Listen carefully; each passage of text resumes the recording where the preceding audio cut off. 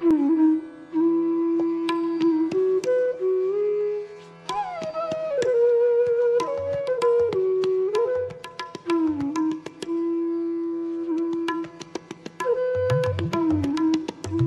या महापुरुषांनी अनेक बायांशी संबंध ठेवले, त्यांना फसवलं आणि एक कुठली तरी गळ्यात पडली, असं झालेलं नाही. ब्राह्मणापेक्षाही त्यांचं वागणं अप्रतिम होतं. म्हणून वर्णसंकर कुठे घडतो हे सांगतोय. वृत्ती हलकट असेल, टुकार पोर असतील कुठल्याही जातीचे असो, आणि कुठलेही टुकार पुरी असतील, विद्यार्जन करायचं त्यावेळेस तुम्ही दुसरे ढंग जर करायला लागले, म्हणून आपण काही मुली काढून टाकल्या आपल्या योगदामध्ये आणि पोरही काढून टाकले, नाही ते जुळलं. वर्णसंकर होतो तिथे.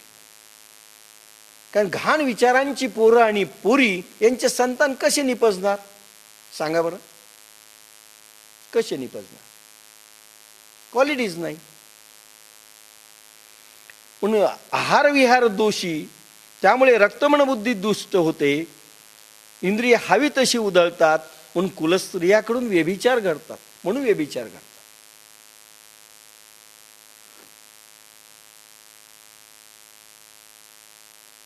उत्तबादमी संचर, समजा व्यभिचार घडला, काहींच्या मनात शंका आहे, ठीक आहे, त्यावेळेस त्या दोषी झाल्या, अध्यात्मामधून डिबार्ड आहेत, समजू नका. पिंगला वेशा, गणिका वेशा आणि कानोपात्रा ह्या वेशा होत्या, पण महान संत झाल्या.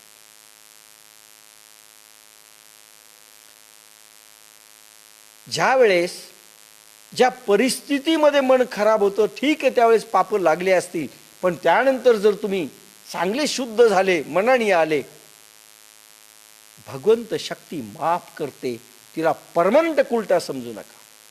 म्हणून काही वेळेस अत्याचार झाले. येशू ख्रिस्तांच्या जीवनामध्ये एक कथा येते. खेडे गावामध्ये एक मुलाकडून एका पोरीशी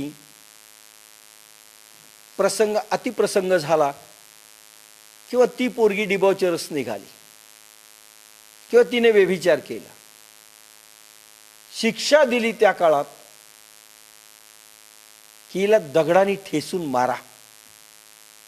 न्यायमंडळ असत त्या गावची, असा व्यभिचार आपण खपून घेणार नाहीत. मग ह्या पोरीला प्रत्येकाने दगड मारायचा आणि तिला संपवायचं. गाव एकत्र आलं.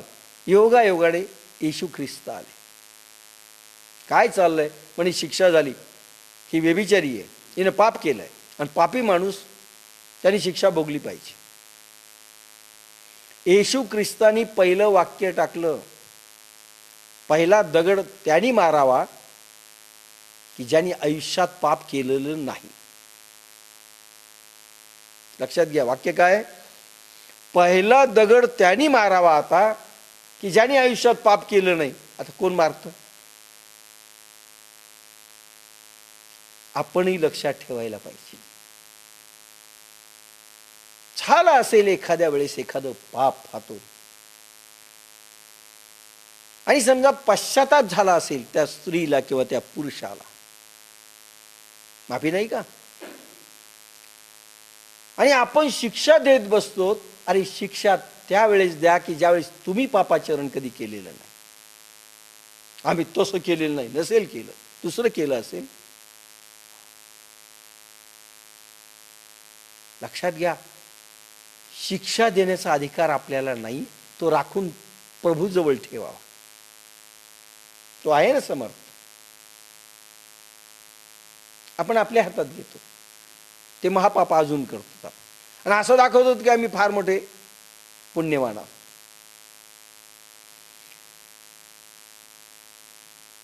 म्हणजे एका विषयातनं काही कड्या बाहेर येत आहेत, ते तुमच्याही लक्षात याव्यात. नाही तर आपण तर लगेच हे होऊन जातो, नाही नाही फार मोठं पाप केलं. तैसे यमनियम ठाकती तेथ इंद्रिय सैरा राहटती मनोनी व्यभिचार घडती कुळस्त्रिया. कुळस्त्रिया व्यभिचारी होतात. अनेक लोकांशी रत होणं म्हणजे व्यभिचार, म्हणजे प्रॉस्टिट्यूशन, वेश्या.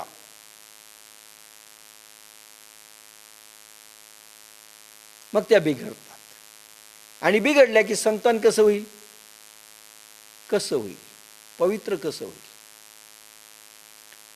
इथे असं म्हटलेलं नाही की व्यभिचार हा वाईट आहे, असं म्हटलंय की व्यभिचार करणारे वाईट असतात आणि त्यामुळं त्यांचं मनस्थिती, अशा मनस्थितीतल्या लोकांचं संतान पुढे कसं जन्मेल, तेही फालतूच निघेल. उत्तमादिमी संचरती ऐसे वर्णावर्ण मिसळती तेत समूळ उपडती जाती धर्म.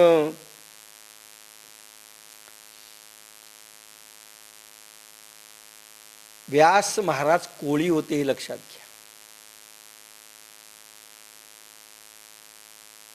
सगळे शास्त्र लिहिलीत अब्राह्मणांनी जास्त लिहिलीत, जे ब्राह्मण नाहीत त्यांनी जास्त लिहिलीत.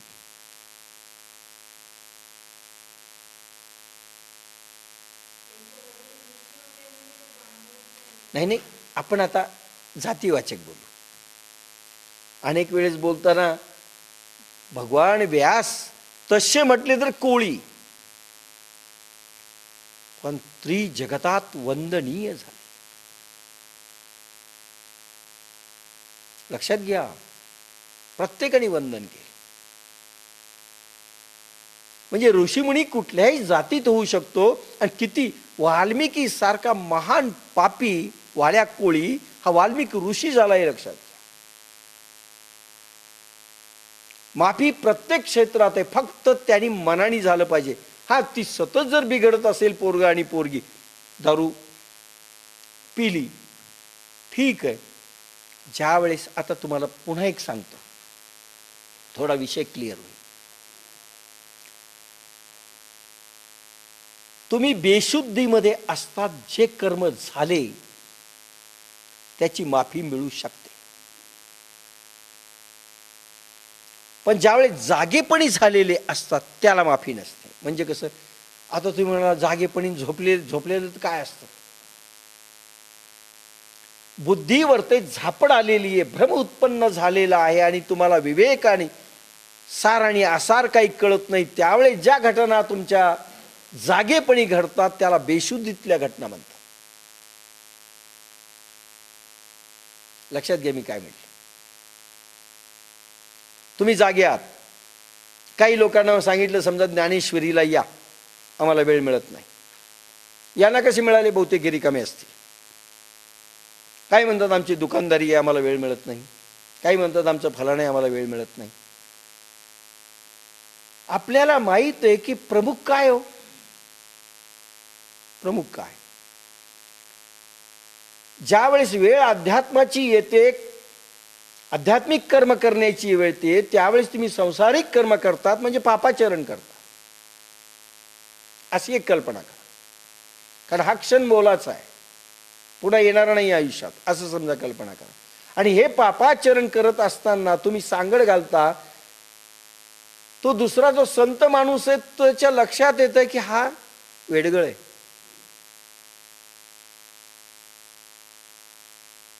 जो नित्य येत असतो ज्ञानेश्वरीला, साधनेला, त्याच्या लक्षात असतं हा वेडगळपणा करतोय. म्हणजे काय, हा जागा आहे, तो झोपलेला आहे. तो माणूस झोपलेला आहे, हा जागा आहे. आणि त्याची जी कर्म व्हायली, जरी तो जागा असेल तरी झोपलेली कर्म म्हणजे एक प्रकारे बेशुद्धीतली कर्म असतात. पण एकदा तो जागा झाला की ते माफ होऊ शकतं. जागा झाल्यानंतर माफ होऊ शकतं, माहितीच नाही त्याला. पण एकदा माहिती झालं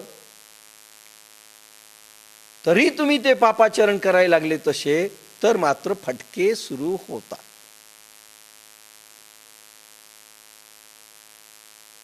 असं म्हणतात ना, तो तर अज्ञानी आहे. एखादं पोरगं शिव्या द्यायला लागलं आणि मोठंही शिव्या द्यायला लागलं, कोणाला माफ करतो आपण? पोराला. अरे त्याला कळत नाही, पण तुला कळत नाही का? त्याचं कसं ऐकून घेतलं? माझं काय झालं नाही द्यायला? त्याला कळत नाही. त्याला कळत नाही हे जे म्हणतो ना, म्हणजे काय? तो बेशुद्धीत कर्म करतोय. जागा होणं धोका आहे.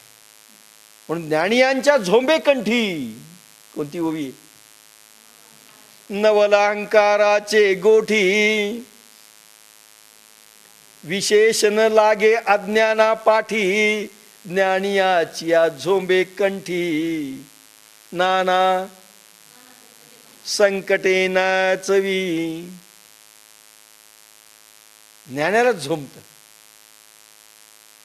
कारण अज्ञानाला मारही कळत नाही. दारू पिणारा नालीत पडला, त्याला वाटतं आपण स्वर्गात आहे, कारण तो बेशुद्धीत असतो. पण ज्ञानी माणूस दारू पिऊन नालीत पडला तर त्याला देवही माफ करत नाही, लोकही माफ करत नाही. एका पोराने चेंडू असा फेकून टीव्हीचा काच फोडला, त्याला माफ करतील. पण मोठा माणूस करू लागला तर त्याला माफी मिळेल? नाही मिळत. म्हणून आपण अज्ञानी आहोत अगोदर सिद्ध करावं लागेल. त्यालाही माफी नाही, सटके बसतात, पण जरा कमी बसतात. याला जास्त सटके बसतात, याला जास्त बसतात. जे VIP कोठ्यातून आले त्यांना सटके जास्त आहेत. सिंपल कोठ्यातला आहे, पण त्याला काय, हम हे राजा इंद्रपुरी के, पडला तरी तो पाका जोशात असतो, कारण तो बेशुद्धीत आहे. पण दारू पिणाऱ्यांना माहित आहे दारू वाईट आहे. कुठल्या माणसाला माहित नाही? लेख लिहायला सांगा, तुमच्यापेक्षा जास्त चांगले लिहितील ते दारूवाले. दारूचे दुष्परिणाम काय ते जे लिहून देतील ना, तुम्ही मला दाखवा त्यांच्या इतकं लिहून. अनुभव असतो. तरीही ते जागे होत नाहीत, कारण बेशुद्धीत असतात. आणि बेशुद्धी अवस्था त्यांना आवडते. लक्षात घ्या. आणि अशा बेशुद्धी अवस्थेमध्ये जे जे कर्म केलं, तुम्ही जर बेशुद्ध अवस्थेतून शुद्ध याच्यात मध्ये आलात, ती माफी झाली. आपल्याला हेच निकष लावावे लागतील, जाग करावं लागतं. बाबा रे चांगलं नाही, आणि एकदा त्याच्या लक्षात आलं चांगलं नाही, एका सेकंदात सोडतो. अंगुलीमाल डाकू, आता विषय आला म्हणून सांगतोय, म्हणजे एकदा क्लिअर होऊन जावा एखादा विषय. भगवान बुद्धांना सगळ्यांनी सांगितलं, महाराज त्या जंगलाकडे तुम्ही जाऊ नका. त्या खेड्यात गेले ते का? म्हणजे तिथे अंगुलीमाल डाकू आहे आणि तो माणसं मारतो, त्याला दया माया काही नाही, तो संतही ओळखणार नाही, काही नाही.